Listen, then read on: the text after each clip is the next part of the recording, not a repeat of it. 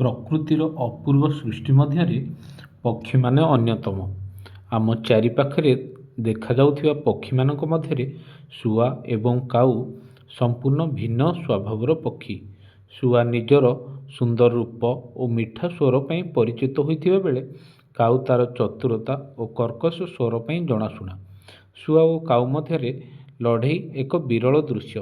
ଶୁଆମାନେ ସାଧାରଣତଃ ଗଛର କୋରଡ଼ରେ ବାସ କରନ୍ତି। କାଉମାନେ ବହୁ ସମୟରେ ସେହି କୋରଡ଼କୁ ଦଖଲ କରିବାକୁ ଚେଷ୍ଟା କରନ୍ତି, ଯାହାଫଳରେ ଦୁହିଁଙ୍କ ମଧ୍ୟରେ କଳି ଆରମ୍ଭ ହୁଏ। ବଗିଚାରେ ଶୁଆମାନେ ଫଳ ଖାଇବା ସମୟରେ କାଉ ନିଜର ବଳ ପ୍ରୟୋଗ କରି ଶୁଆକୁ ଘଉଡ଼ାଇବାକୁ ଚେଷ୍ଟା କରେ। ଯେତେବେଳେ ଏକ କାଉ ଶୁଆ ଉପରକୁ ଆକ୍ରମଣ କରେ, ଶୁଆଟି ନିଜର ବଙ୍କା ଥଣ୍ଟରେ ନିଜକୁ ରକ୍ଷା କରେ।